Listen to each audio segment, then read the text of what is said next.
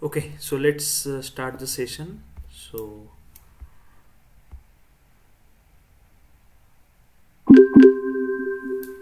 okay,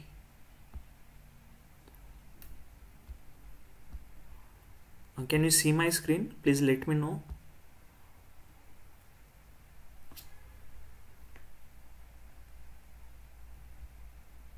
Yes, can you see my screen? Hello.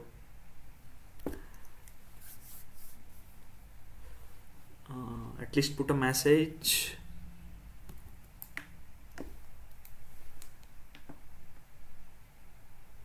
Okay, yeah, okay, thank you. Yes, so let's start the session.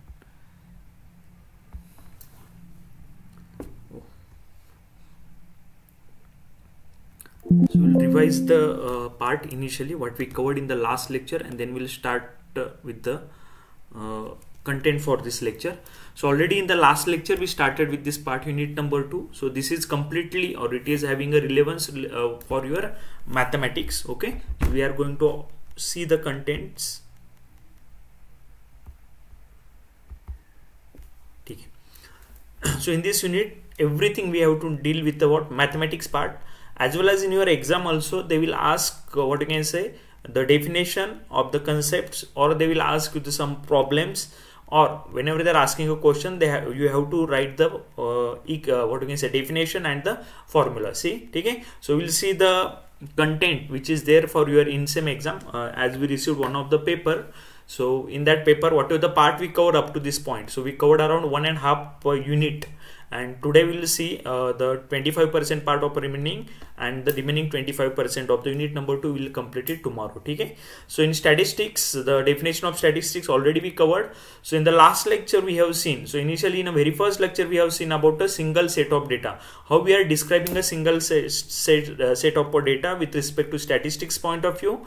Then in the last lecture we have seen the relation, instead of going for single set data we are going for a multiple data. So there we have seen the relation between two different data sets. So we covered the correlation part, then we covered the Simpson's paradox, what is it, then lastly we covered the some other correlational caveats which we have, and lastly we covered the correlation and causation. These two concepts we covered. So this is the entire thing related with the statistics. Now we are moving, in this lecture we are moving toward the next part where we are talking about the probability. So today we will see about the probability, what is the dependence and independence probability, and next we'll see about the conditional probability. So today we'll try to cover this three part, as well as we'll discuss the in-sem paper, and what is the remaining part is there, that will cover in the tomorrow's lecture. Okay, that is your Bayes theorem, random variables, continuous distribution, the normal distribution, what is it, and last is central limit theorem. So this the remaining part we'll see tomorrow. Today we'll start with the probability. So this part already we covered. Again I will revise in a fast so that you can understand. So this is nothing but we are talking about the descriptive statistics, where we are dealing with the first moment business decision and the second moment business decision. First moment business decision, they talk about the central tendency. So in central tendency, either you will be having mean, median and mode. What is a mean? Mean is nothing but taking the average of all the numbers present in your data set. What is a median? Arrange the data set in the ascending order and select the middlemost number. If you are having even number of numbers, then at that time we are taking the average of middle two numbers. And what is mode? Mode, it is talking about the frequency. So mostly for categorical variable we are using mode. So mode represent the category which is having a greater count. Like suppose the students, so we are having some girl student and we are having some boy student. If more number of boys are there, then the mode will return the boy as an answer, and if more number of girls are there, mode will return the girl as an answer. So this is mostly dealing with the categorical or the string variables. Next we covered about the second moment business decision. We are talking about the dispersion. So in dispersion we will be having range, we will be having variance, and we will be having a standard deviation. So this all the steps we covered in the last class. We also seen the example. I already told you in unit number 2 they will go for the example, and in your exam also they are asking either definition or the examples. Okay. Yes, so this part we covered about mean, median, mode. Then the measure of dispersion, we are having variance. What is the formula of variance? Variance is nothing but summation of XR. XR is the data set number for which you are calculating value, minus mu. Mu is your mean. We are taking a square of that and dividing by the n. Okay. So we are having two types of this thing. We are having sample variance as well as we are having population variance. What is the difference in sample and population? Population means we are considering the entire data set, and sample means we are considering the small part of the data set. So this we already covered, that is a population, formula of variance for population, formula of variance for a sample. Next, we have also seen how to calculate a variance. So what we required when we are calculating a variance, this is the formula of variance. So initially you need to calculate the mean. As we have a mu, so we have to calculate a mean. After calculation of a mean, for every data set we have to calculate x minus mu. So that we are calculating here. This is the first data set. So this is for 1 we are calculating, it is 1 minus your mean, 2 minus mean, 2 minus mean. In this way we are calculating for all the data set, that we are calling it as a deviation. After this third part we are having it as a, as we have to do the summation of this, we have to take the square and we have to do the summation. So here we are taking a sum of the square, and lastly we have to divide it by n. So that is, as it is a sample, we are dividing n minus 1. If you are going for a population, that is capital N. So in this way we are writing the variance. And what is the standard deviation? Standard deviation is simply taking a square root of your number. So this variance and standard deviation, both the things we are dealing with what? It is a single data set. Okay. So we also covered interquartile range. In interquartile range, it talks about the percentage of the distribution of the data. So the Q1, it talks about the 25% of a data from 0. The Q2 talks about the 50% data from a 0. Q3 talks about the 75% data from a 0. And lastly, we are having Q4, which is the complete data set, which is having 100% data from a 0. Now, in interquartile range, you again have to arrange the data in the ascending order. That is the important part. Okay? So this part we covered. Then how to calculate the interquartile range. I think in this exam, they will be asking a question on this. Calculate the interquartile range. So interquartile range is the Q3 minus Q1. What is the Q3? Q3 is a 75% value. What is Q1? Q1 is a 25% value. So as we are having even number, I already told you, when you have a even numbers, then the value is calculated as the taking an average of the two values near to your Q3. So it is 9 plus 9 divided by 2, that is 9. And for Q1 it is 5 plus 6 divided by 2, that value is a 5 and 5 and half. So we are taking a this thing. Subtraction of that. So it is 9 minus Q3 minus Q1, that will give the interquartile range. Okay, so here also we covered that. I covered two examples. Then we have seen about outliers. So outliers are nothing but the values which are very much away from the median or mean. Okay, and for calculation of that, for lower level we are calculating the value as a Q1 minus 1.5 IQR. And what is your IQR? IQR is a Q3 minus Q1. And for higher level it is Q3 plus 1.5 into IQR. And the value which are beyond this, they are considered as an outlier. So these are the positive outliers and these are the negative outliers. Okay, so this part we covered. Then we started with the covariance. So now in covariance, basically we are talking about two different variables: standard deviation, then your variance, then your mean, mode. This is completely talking about a single data set, or the data set which is having a one column or a single feature. Now we are moving towards the next part where we are talking about the two different data set. So for that we are having a covariance. So covariance, we have three value: positive, negative and 0. 0 covariance means they are not having any relationship. Positive means if one is increases, other is increasing. Negative means if one is decreasing, other is decreasing. Okay, so we also seen the formula. What is the formula for that? So you have to calculate the mean of both the stuff. Then you have to calculate the deviation for both this, xi minus x, yi minus y, and you have to take the multiplication of both. Okay, and then you have to add this, which will give the covariance. What is the formula of covariance? Covariance of x by y, it is equal to what? The summation which we calculated on the top divided by the n minus 1. If you are talking about the what? N minus 1 kab aata hai? When we are talking about a sample. If you are talking about the entire population, that is a n. Okay, so they have shown for both the things, sample, variance, okay, which is for a sample case, and this is for population. So population, the value is capital N, then for sample it is n minus 1. So in this we will get a value. Okay, so population covariance is the 196 and the negative covariance, sample covariance is the 245. Clear? Okay, so this part we covered in the last lecture. Now we have to calculate what? Next, correlation. Actually, what is the problem with the covariance? In covariance, we are saying we are having positive, negative and 0. 0 to okay. In 0 we don't have any relation, but in positive what we will come to know? If one increases, other increases, but what amount the other increases, that value is not possible to calculate. Right, so that's why what they are doing, they are going for a correlation. So correlation is having a simple formula, that is small r is equal to covariance of x by y divided by standard deviation of x into standard deviation of y. Because of this, you will be having a value in the range of -1 to plus 1 for correlation. The plus 1 means both are highly correlated, means if one increases by one amount, other will also increase by the same amount. If the value is near to R, it means we are having very small positive correlation. If value is more closer towards -1, it implies if one value is increases by 1, other value will decrease by -1 in this way. So here the magnitude is also mentioned when we are talking about the correlation. And the correlation is always in the range of -1 to 1. So this part we covered. Then we also covered how to calculate the correlation part and all the stuff. Then we covered the Simpson's paradox. What is the Simpson's paradox basically? So in this case, we consider that drug A, it is applied for two different population. So when we are talking about a man, the drug A is given the 90% successful rate. And for drug B, we are having 20% success rate. And for woman, it comes 10% for A, and for B it comes 80%. But if you combine both the drugs irrespective of the gender, then at that time you will be having a 50-50% rate. So initially it was 80%, then it was a 20%, then for men it was 10, and for female it is 90. But now when you combine both the things, irrespective of whether the data is for male or woman, you will be getting the success rate as a 50%. So that is the Simpson's paradox. So it's very, very important to understand it. Okay. And then we covered some other correlation caveats. So what is some other correlation caveat? In that we covered the example of a mode x and y. If you see as such, there is no relation. X is -2, y is 2. X is -1, y is 1. X is 0, y is 0.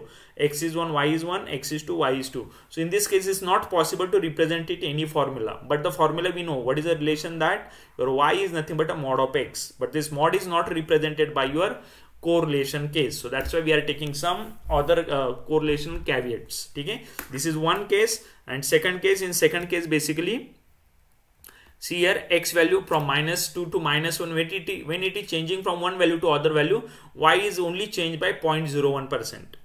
If x is moving from -1 to 0, y is moving from 99.99 to 100. If x moves from 0 to 1, it is moving from 100 to 100.1. So this correlation means if x is changes by 1, y is changing by 0.001. So it is a very small amount of change we have. So that is again, it reflects as some other correlational caveat. So these two caveat they represented. And then we started with the last part in the last lecture, which talks about the correlation and causation. What is the meaning of correlation and causation? In correlation, basically what we are considering, in correlation, we are trying to identify the relation between each other. But in causation, what we are doing, as we have two variables, so suppose one is x, other is y. So in causation, what we are going to check, because of x, whether when the y is caused, or because of y, whether x is caused, or because of some other variable z, x and y both are caused, or because of some other variable x and y both are not caused. So we are having total 5 cases. First one is x causes y. Second one is y causes x. Third one is both causes each other. Fourth one, some third factor causes both. And lastly, there is no factor which causes x and y. So these are the 5 conditions are available for causation. What is the cause of variables, or what is the cause of that feature? That part we covered in the last lecture. Now we'll start with the next part in this lecture, which talks about the probability. So what is the meaning of probability? What is the formula for probability? Everyone knows about this. This formula you have seen somewhere in your maths, right? When we are talking about a probability. So probability of event E. In your exam, they may ask you the definition of probability. So what is the definition of probability? The probability of even E, it is we are representing with the formula. What is that? PE is equal to number of favorable outcomes of E divided by total number of possible outcomes. This is the definition of probability. And what is the range of probability? The probability is always in the range of 0 to 1. This is the one important condition we have. Okay, na? Probability is in the range of 0 to 1. Your correlation is in the range of -1 to +1. Okay, so this range is, you must know this range. Okay, so now just simple, you are what you can say, doing the tossing, and you are tossing one coin. You are tossing one coin, and they may ask you what is the probability that you will get a head. So what is the probability to get a head? If you are tossing one coin, what is the probability to get a head? So here we have to write. So what is there at the numerator side? Denominator side, total number of possible outcomes. So when we have a one coin, so that coin might be head, it might be tail. So total number of outcomes are 2. So you will be having a value as a 2. but we are asking a probability of head, and the out of this two, one is head, so it is in this way, it is 1/2. If I am tossing a 2 coin, now what is the probability of head? Can you tell me what is the probability of head if you are tossing a 2 coin? Yes, if you are tossing a 2 coin, then what probability you have? Suppose this is first coin, second coin, so it might be possible both are head. It might be possible one is head, other one is tail. It might be possible first one is tail, other one is head, or it might be possible you will be having both as a tail. So total outcomes are how much? We are having total 4 outcomes, and we are we are asking about what is the probability of appearing head on both the coins. So what is that value? You are only having a single value. Out of 4, there is only one value we have, so that value is 1/4. Right? This is a simple definition of a probability. Is it clear? Is this definition is clear? Okay. This lecture is little bit heavy, that's why today I will cover only half part, and tomorrow we will go for a half part. Now the probability concept is, I think, clear to you. Now we are moving toward the next concept, that is a dependency and independency in probability. So up to this part, in the last example, I talk about what? We are flipping a coin. So there is only a single coin which is there, which we are going to flip. And because of that, we don't have as such, you can see here POP, there is only a single event we have.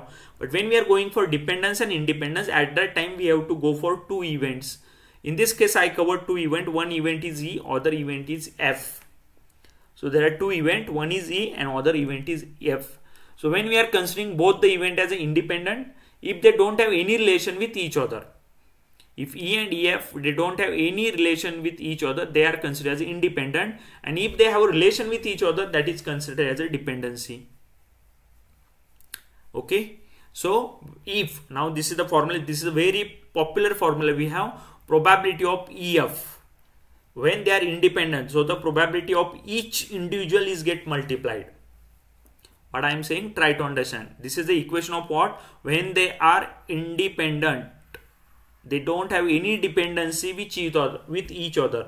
At that time, if they don't have any dependency with each other, then we are representing it as probability of EF, or it is also represented in this way. This symbol is also represented. Probability of E, this symbol F is equal to what? So you have to multiply both the probability.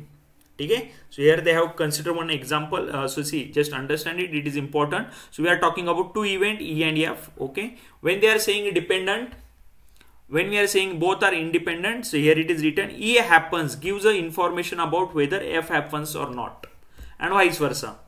Right, because of E, if F happens, they are dependent, or because of F, suppose E happens, they are dependent. Okay, so yeah, here they have given an example. What? We flip a coin twice. Okay, see, this is important. In last case, we are flipping a coin only once, but now here we are flipping the coin twice, and because of that, as if we have a dependency of one with each other, so if you are flipping a coin twice, then they don't have any dependency on each other. Okay, so we'll see this example. So now see, independent event. Which event we are calling as an independent event? Suppose they have given rolling a die. If you roll a die is having 6 values, so you will be having any one value, 1, 2, 3, 4, 5, 6. And the second event I am considering, that is a flipping a coin or tossing a coin. So when you are tossing a coin, you will be having either head or you will be having tail. When you are rolling a die, either you will be having a value 1, 2, 3, 4, 5 or 6. But as such, this both, they don't have any relationship with each other.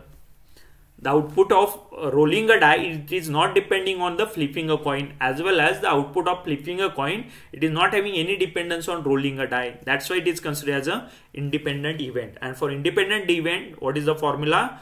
How we are calculating a probability of that? Probability of A into probability of B. For understanding purpose, I have considered one example here. In your exam, they may ask such examples. Okay, na? So what is that example? See, if you roll a 6-sided die and flip a coin, so both are what? Independent event. In one case we are rolling a 6-sided die, in another case we are flipping a coin, and they are asking what is the probability of rolling a 5 and getting a head. So first you have to calculate the probability of rolling a 5. So this is the formula. What is the formula? Probability of event is equal to total number of favorable outcomes for that event divided by total number of outcomes.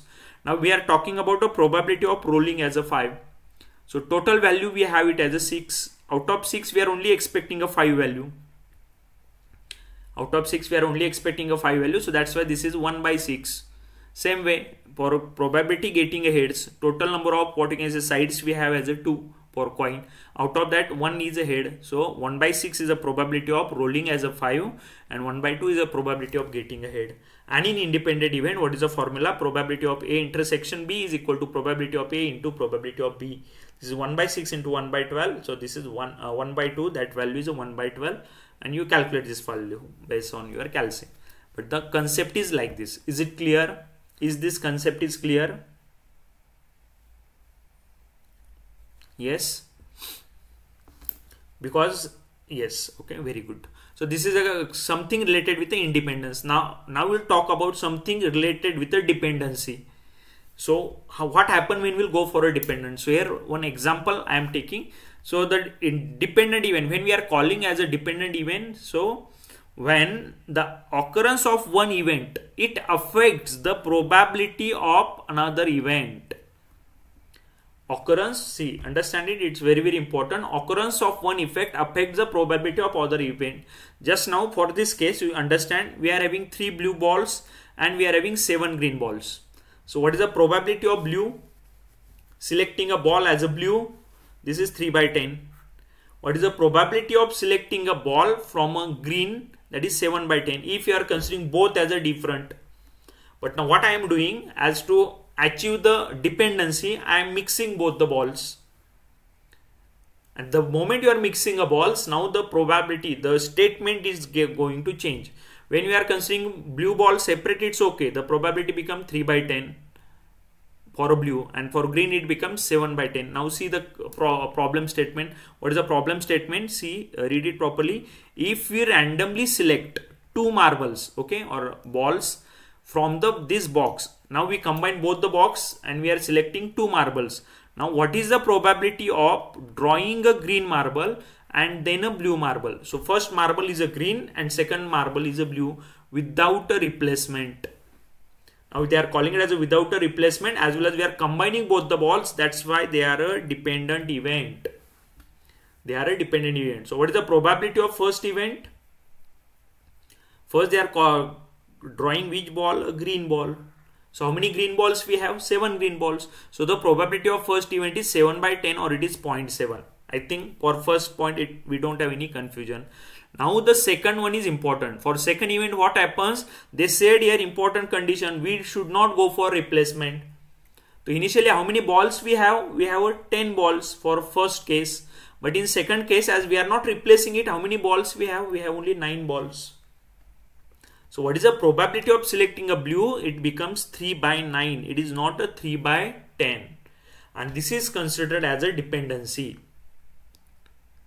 This is considered as a dependency. Is it clear? And the final probability, we know the formula for that. So we'll get the probability that first ball is a green, or first marble is a green and second is a blue without replacement. So you'll get a value as a 0.233. Is it clear? Is this question is clear?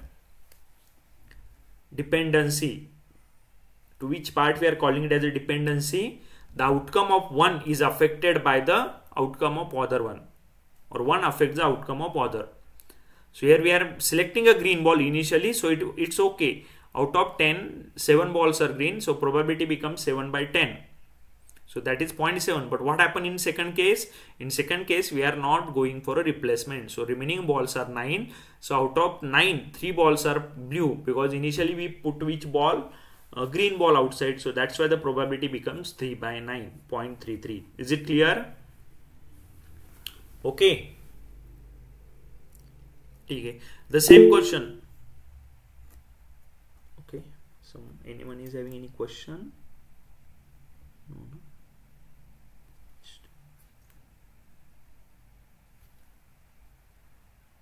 Okay. Yes. So we'll go ahead. Now suppose this problem they are going to change. What is the probability of drawing a blue marble and then again a blue marble without replacement? What answer will get? Instead of green marble, here they are replacing it with a blue marble. So what answer will get? So initially if you draw the blue marble, you will get a value as a 3 by 10 into and again you are drawing a blue marble without replacement, then that value will become what? 3 by 9. Yes, 3 by 10 and 3 by 9. Clear? So you can calculate this. The important part is what? Why this is why it is not 3 by 10? Because of first event, one ball is already going out. That's why the second case becomes 3 by 9. It is not 3 by 10 now, it is 3 by 9. And that is the case of dependency. Okay, so independency and dependency, this thing we must clear about it. Okay, is it clear? Okay, very good. So we'll go ahead. One more problem they have given. Okay, I have purposefully taken this problem because in exam if they are asking a problem, so here it is okay, there are diagrams and everything is there, but in your exam you don't have a diagram. They will directly provide the problem statement. What is the problem statement? Event A, drawing the, so we are having total 7 green balls. Green is having count 7. We are having 3 blue balls. Event A, drawing a first green marble. Event B, drawing a second green marble, and they will definitely give the without replacement. Because if you do with replacement, it will become little bit easy for understanding dependency. The problem is always without without replacement. So what is the probability of drawing the 2 green marbles?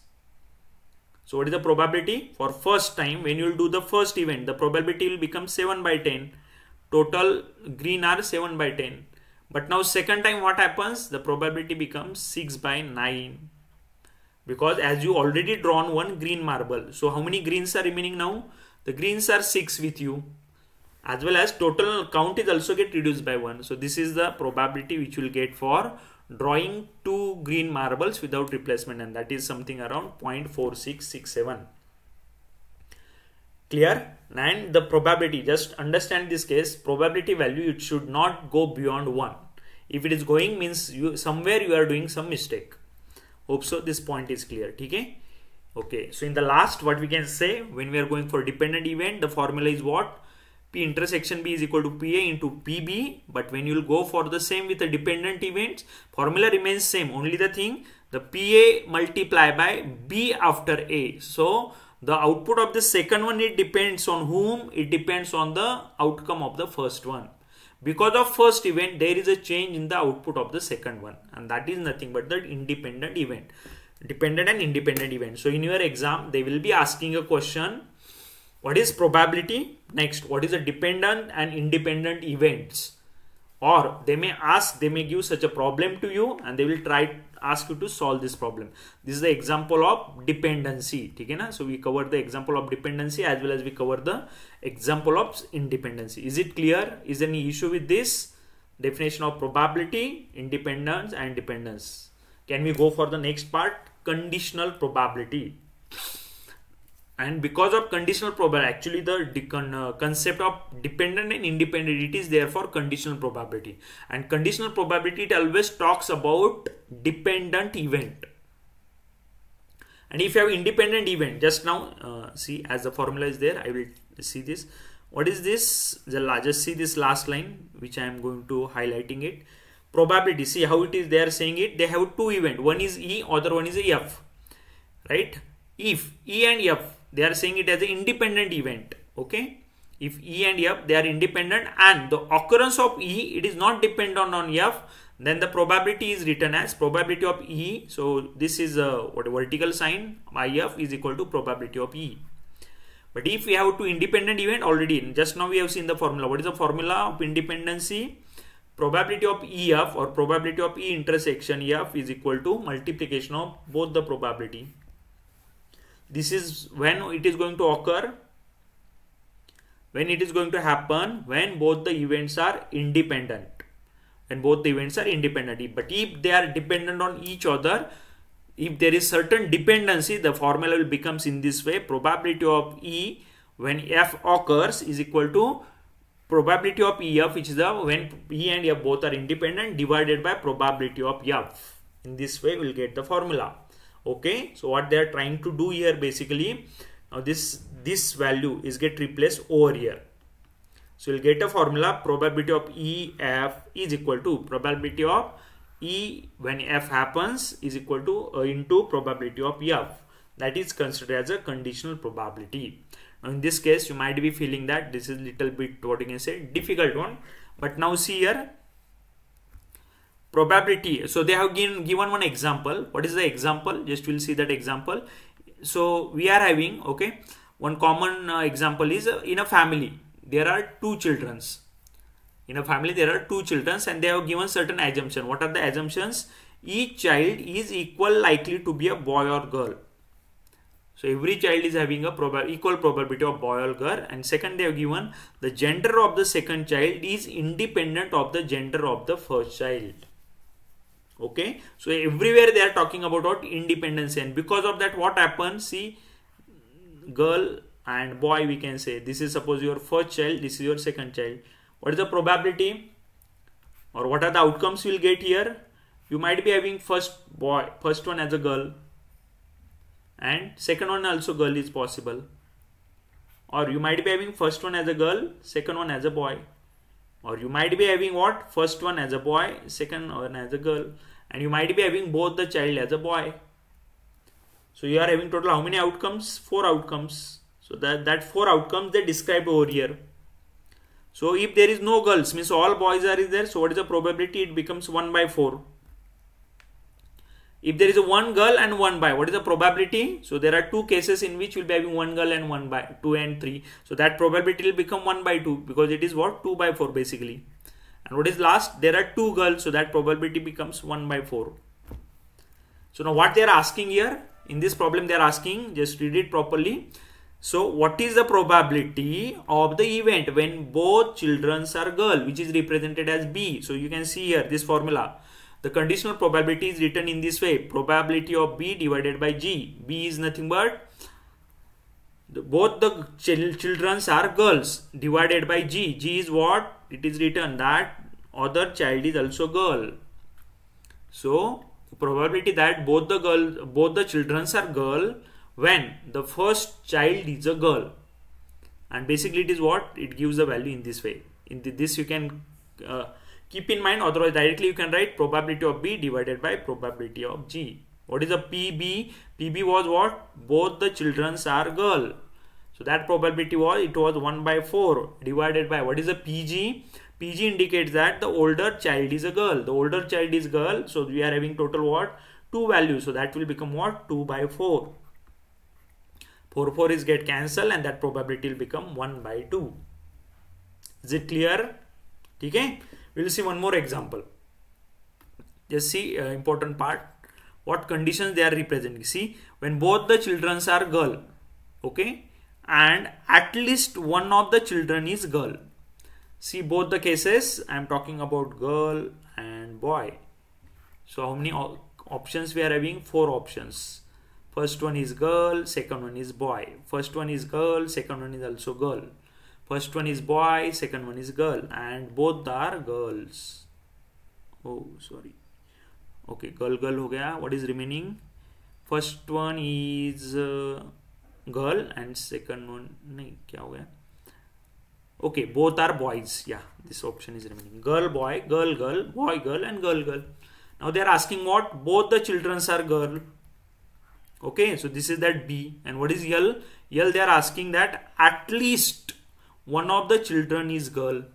So that value will become PB by PL. What is the probability out of this 4? What is the probability that both children are girl? That will become 1 by 4. Divided by what they are asking, at least one of them is a girl. So here you are having one girl, here you are having 2 girl, here you are having 1 girl. So this will become what? 3 by 4. So 4 is get cancelled. You will get a probability as 1 by 3. Okay, this is given in the reference book. If you understood it, it's okay. Otherwise, we'll go for this example. Now, just understand it. It's very, very important, this example. So, in this example, what is mentioned? There are some candidates, those who are liking us, those who like a candy. There are some candidates, those who like a soda. There are some candidates, those who don't like a candy and soda. And there are some candidates, those who like a both. So now can you tell me out of this, how many of them they like a candy and soda? They love candy and soda. Kya count hai? The count is 2. So see that value is 2. So what is the probability of that? P is equal to 2 by 14. From where 14 comes? The total is 14. The total count is what? 14. If you calculate this value is 14.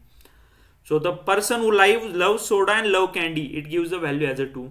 The person who loves soda and don't love candy, what is the value? See, the person who loves soda but don't love candy, what is that value?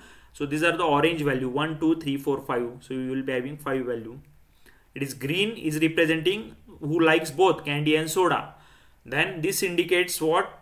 The person who loves soda but don't love candy. So in this way, the person who don't love soda but loves candy. So these are nothing but 4 persons. So that's why the probability will become 4 by 14. And the person don't love soda and don't love candy. So these are the red dots. Those who don't like anything. So that will become 3. So up to this part 2, 5, 4, 3, they were completely independent. But now we are doing something, what you can say, change here based on a conditional probability. So what is the conditional probability? What is the formula? In short, if you want to say, the conditional probability is represented as probability, what do we want to know and what we know.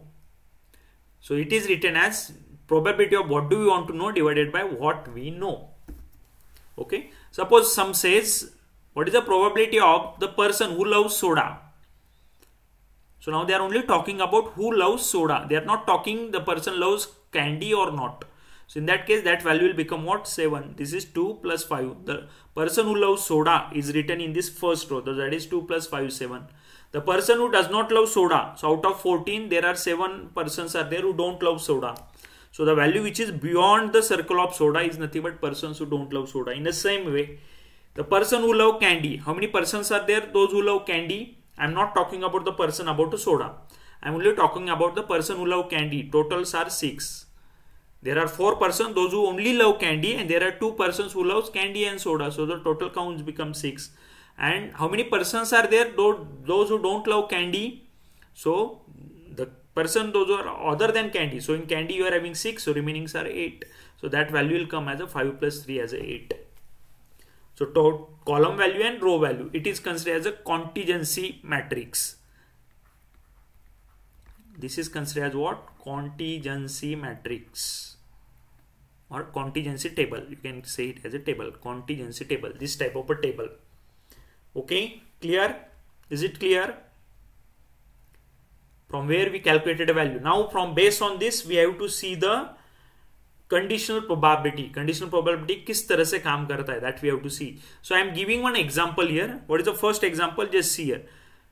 Probability of someone loves candy and what? Someone loves this soda. Means this value is what? This is a normal probability. Person who loves candy and soda. What is that value? So this is the central value. That is a green value. So these are the person those who love candy and soda. So that probability comes what? 2 by 14. But when we go for a conditional probability, what is that conditional probability? Listen it. The person who loves candy and soda, given that the person loves soda. So what is that case? So in that case, see, the person who loves soda. How many person those who love soda? Now instead of 14, this value will become 7. The persons who love soda, that they are 7. And how many persons those who love soda and candy? They are 2 persons. That's why this value will become 2 divided by 7. So now this both the probabilities are got changed. So the normal probability and conditional probability are different. Conditional probability, what it says? In conditional probability, we are providing a condition. That is nothing but your denominator.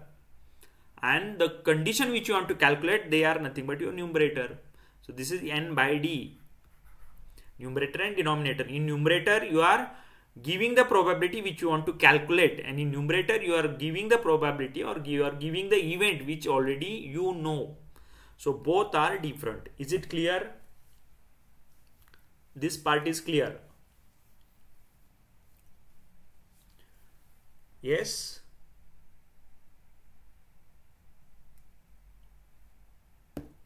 Okay. One more example we can see here. What is that example? Probability of not loving candies and those who loves what? This thing. Soda. How many persons are there? Those who don't love candy and they only love soda. Okay. So see this diagram. The person who don't love candy but they love soda. How many persons are there? So 1, 2, 3, 4, 5. So the probability is represented what? 5 by 14. I have not given any condition. So we are considering probability is nothing but the total number of outcome divided by desired outcome. But when we will go for a conditional probability, what is a conditional probability?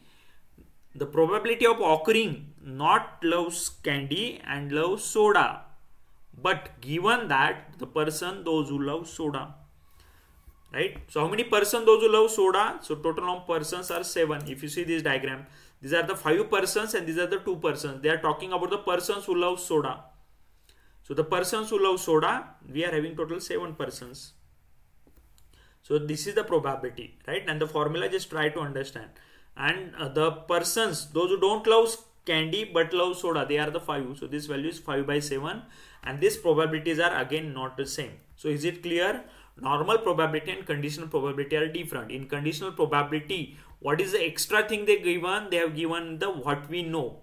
The occurrence of one event we know, that is always written at the denominator side. And the probability which you want to calculate with respect to this event, it is written always on the numerator side. That gives you the conditional probability. Is it clear? Is this concept is clear? Yes. ये concept हो गया clear? Okay, ठीक है. So just for this lecture, we'll stop at this case only. Tomorrow, because based on this, tomorrow we have to start with the Bayes theorem. Actually, central limit theorem and Bayes theorem, they will be having certain relevance. So we'll see that part tomorrow. Okay, and this on that part they will not ask any what you can say numericals. The numericals will be there up to today's lecture. Okay, so what they can ask, they can go for a probability. Okay, the definition of probability we have seen today, and they may give any what you can say the formula. Or they can ask any question based on a probability. Okay? What is the probability? Probability of P1 is equal to number of favorable outcomes divided by total number of outcomes. That we have seen here. Based on that, we are having dependent and independent event, right? So if the events are independent, we are having this formula. The multiplication of both separate probability we are taking if the events are independent. Okay? So this example we already covered. In your exam, they may ask you the example based on an independent. So what is the meaning of independence? So they don't have, if you have 2 events, so outcome of one event is not impacted by the outcome of other event. That is the independence. And what is the meaning of dependence? Because of one event, the other event is going to hamper or it is get managed. So that we have also seen here. In a bag, you are putting 2 different color balls, but initially you are putting one ball and that ball you are not replacing with the second ball, and because of this what happened, there is a change in your probability. Okay, so the formula that's part already we covered here. Okay, and next this is the basic formula here. So in your exam they may ask you the theory part based on dependence and independence, and next we covered about the conditional probability. So in conditional probability, both the events are independent, then directly we are having a formula, multiply their individual probability. But if there is a dependency, how we are representing a dependency? The dependency is represented, okay? This formula is very, very important. Probability, what do we want to know? And this vertical line divided by what we know. Okay? So in other way, if they are giving, see, it is probability of E by F is equal to probability of E divided by probability of F. So what is the meaning of that?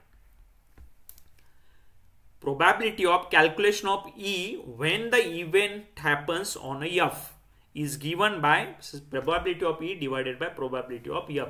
This is the case when there is a condition, and when there is a condition, there is a dependency. If they are not dependent, then what is the formula? If both events are independent, how we are writing it? You can write in this way. Probability of occurrence of E by F, and what is that formula? It is probability of E into probability of F when they are independent. But when there is a dependency, the formula is becoming in this way. So we have seen the contingency table for this example. Some candidates like soda, some candidates like candy, then some candidates don't like anything, and some are there both, they like both. And based on that we have seen this formula. Okay? So this Bayes theorem we'll see tomorrow. Now we'll see about the in-same paper. I already told you we'll go for an in-same paper. So we'll so that while preparing you can understand. And again I'm sticking to my part that you don't have to prepare anything other than this. If you only go through the presentations, and if you go through even problems from the presentation, whatever the problems are there, that easily you can solve in your exam. Okay, so you are having two questions, and here actually they have not separate out unit 1 2. They have written the questions in the what you can say combined format. So first part which they given, just a moment.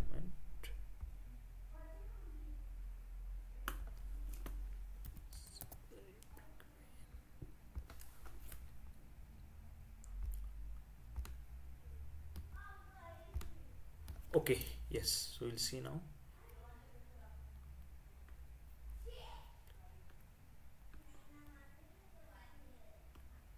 Okay, so what is the first part? Elaborate the different stages of the data science process in detail. Now see here. Just a moment. Yes. In exam, this question they have asked it for 6 marks. How many stages we have? We have total 6 stages. Okay. So if they are asking these 6 stages, so just write 2 points on every stage. What I said, if they are asking this stuff to you, so already I will go through that part. So which are the different data science stages? Understanding a business problem, understanding a data, preparing a data, model developing, right? So these are the steps. So total 6 steps are there. Okay.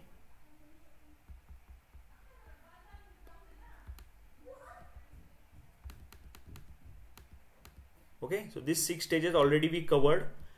Business understanding, data preparation, model building, evaluation, model deployment, and monitoring and maintenance. They ask all the 6 steps to you.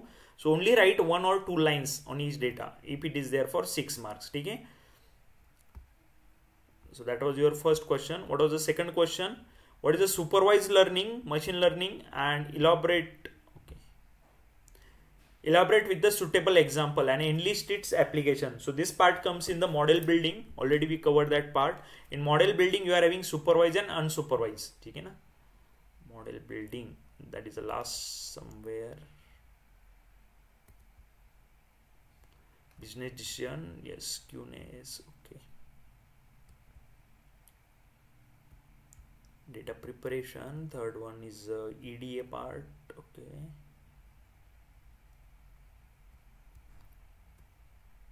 Feature extraction. Now after this we'll be having a model building. Okay. Yes. So in a model building, what you need to do, see here. So it is written we are having supervised learning, right? So in supervised learning we are again having 2 types. One is a regression, other one is a classification. So what is the meaning of regression? So when you have to calculate the value, like suppose I am asking you, I am giving certain data set and I will say you what is the cost of a given car. I am purchasing I purchased one car in 2010. Now I want to sell that car. So car dekho, or your house price prediction, I purchased one flat in the year 2015. Now what is its valuation today? If you want to calculate that type of a problem where you are dealing with the actual values, they are coming in a regression. In a classification based problem, what is there? In classification, they may ask you decide whether the mail is spam or not spam, whether the bank account holder will be the defaulter or non-defaulter, right? So, or suppose it might be possible the student did guess the first class, second class distinction or what. That is a multi-class classification. You will be having binary classification. And in supervised learning, what we have, the labels are present. And in unsupervised learning, the second part which they describe, this question they ask in the next part. Okay, next is the define the terms data science and big data. Already we covered this, but again same thing, they are asking it for 4 marks. So it is expected to, so for every definition there is 2 marks. It is expected to write only 4 lines. See, if the same question data science they are asking for 6 marks, elaborate it for 12 points. So make a combination in a such a way that for 1 marks you need to write 2 points. Otherwise you will not have the sufficient time. Huh? Because when student will come about data science, so basically here the definition is important in data science. So it is a multidisciplinary activity which is present. So why the term is multidisciplinary? That all the steps you need to explain, but don't go beyond 4 points, because data science is there for 2 points and big data is there for 2 marks. So you have to explain it only up to 4 points only, don't go beyond that. But if same question, if they're asking a big data, now see, we already covered about a big data and data science. They're asking a definition of what? Data science. So if they're asking a definition of data science, this definition and this diagram, okay, and write down 1 or 2 sentences, it's more than enough. But if now big data they are asking for 6 marks, so you have to explain the definition of big data, as well as you have to go what are these 3V, then you have to go for the diagram of that if it is possible. Otherwise you have to go for the tools and techniques which are available for big data, then the data storage management which we covered, then the data processing and analysis. So everything you need to explore for 12 lines if the question is there for 6 marks. So that you have to decide when to write 4 lines, when to write 6 lines or 12 lines, depend on the given marks. Okay. Okay, next, what is unsupervised machine learning? This part also we covered. In unsupervised, what is the example? Clustering, right? So clustering means making a group. Clustering is there. Associative rule is also there in that case. Okay. So where we have to put our given data. If the book is coming in library, then that book is going in some particular department. The book from mechanical department, as it is having close similarity with the book available in the mechanical department subject, so it will go in a mechanical department. The book of IT department, it will go in IT department. So there we are making a clustering. The book of mechanical will go in mechanical, group of IT will go in IT, in this way. That is a unsupervised machine learning. Okay, that example also we have seen here. Next one, yes, what is a machine? Okay, how is a machine learning related to data science? Explain in detail. The diagram is very, very important when we are talking about this. See, this is the diagram. Machine learning, how it is related with the data science. This diagram, it tells you the machine learning is a subset of a data science. In data science, you have artificial intelligence, you have machine learning, you have deep learning. In deep learning, basically we are talking about neural networks. In artificial intelligence, with a machine learning, you are having different subjects. Like there you are talking about IoT, you are having some embedded devices there, you are having sensors, right? So that they all this stuff come in artificial intelligence. Okay? So the one of the important subset of data science is the machine learning, that you need to elaborate here. Okay? This was there for 5 marks. Next, define the term correlation and variance. When this question is there on unit number 2, so you have to write the definition and you have to write the formula. These two things are very, very important, definition and formula. Okay. Okay. So this is that case. And just now what I said, in that paper I have seen a problem which was basically talking about what? Mean median mode. So it was there for 6 marks. Very easy, very easy. Calculate mean median mode. What is a mean? Mean is nothing but average. So add all this number divided by total number of kitne numbers hai? 1, 2, 3, 4, 5, 6, 7, 8, 9. Addition of all this number divided by 9, it will give the mean. What is median? Arrange all the numbers in the ascending order and select the middle value. Now why to select middle value? The total number of elements are odd. If the total number of elements are even, then select the middle 2 values and do the average of this. Add both the numbers and divide by 2. And what is mode? Which number occurs multiple times. So just by observing you can see which number occurs multiple times. Here 25 occur 3 times. So the mode of this expression is what? 25. What are the explain normal distribution and its characteristics? Tomorrow we will see this part. Then write a note on conditional probability. Just now we covered this part. It was there for 4 marks. So take one example and elaborate it with the help of conditional probability. So what is the conditional probability? It is applicable to which type of a data? Dependent data. So probability of E by F is given by probability of E divided by probability of F. इसको अगर words में बोलना है तो किस तरह से बोला जाता है? Probability of E when F occurred is given by probability of event E divided by probability of event F. Next, they also ask this, define the central tendency, first level business decision. In central tendency, you will be having mean, median or mode. They may ask you the another definition. What is that? Define the distribution. So in distribution, what you have? You are having range, you are having standard deviation and you are having variance. Okay, so that part already we covered. First moment and second moment business decision. What is Bayes theorem? Okay, this theorem we will see tomorrow. Okay, how it is going to, how we are using it to solving a machine learning classification problem, and we'll see its example tomorrow. And next is define the terms related to the data science, covariance. So covariance, when we are using, what is the difference in variance and covariance? Variance is related with a single data set. Covariance is related with when we are having a two features. Okay, that is the covariance. What is the formula of variance? Variance is summation of x minus mu square divided by n. And for covariance, covariance of xy is given by summation of x minus y multiplied by y minus yi divided by what do you say, n. That is a covariance. Standard deviation, it is the under root of variance. So this part we covered. This was only one paper I have with me, but I think whatever the part I covered up to this point, all the questions are from that part. No need to go for some extra part.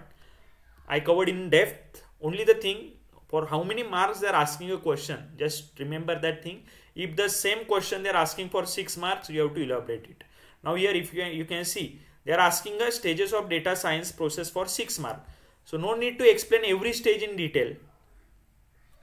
For one stage you are having how many marks? You are having only 1 or 2 marks. As we have total how many stages? See here, we are having total 6 stages. One is the business understanding, data preparation. So for business understanding, write 1-2 sentence. For data understanding, write 1-2 sentence. For data preparation, write 2 sentence. Model building 2 sentence. Evaluation 2 sentence. Model deployment 2 sentence. And monitoring and maintenance 2 sentence. But if they are asking, explain the business understanding for 6 marks, then the business understanding you need to explore in detail. What is the business understanding? Is it clear? Okay? Yes, this part we already covered in business understanding. What you need to write? You have a business objective, you have business constraint, you are having success criteria. In success criteria, again we have 3 different things: business success criteria, ML success criteria, and economic success criteria. Okay? So everything is mentioned on this slide. So only slides are sufficient, on only you need to understand. The question is there for how many marks, based on that you have to write it. Okay? Is it clear? So today we'll stop here.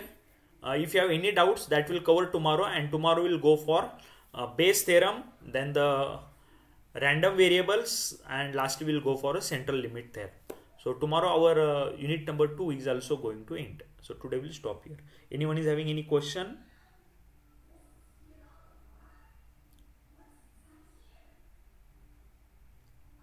Yes, if you have a question you can ask.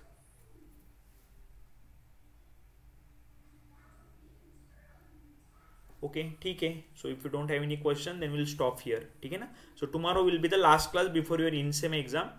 Okay, so till that point we covered all the stuff. So go through this part. Okay, and unit number 2 is little bit easy as compared to unit number 1. In unit number 2, mostly they will be asking a problems. Okay, or definition and formulas, but not more than that. But in unit number 1, there are different stuffs you need to prepare in a depth. Okay, because its syllabus is again a huge one. Okay, then we'll stop here. Thank you so much for attending the lecture. So tomorrow we'll go for unit number last part of unit number 2. That is 25% of part of unit number 2 is remaining. That will cover tomorrow. Okay, so today we'll stop here. I will share the notes on a group. Okay, chalo, thank you so much. Bye bye. Take care. Good day. Bye.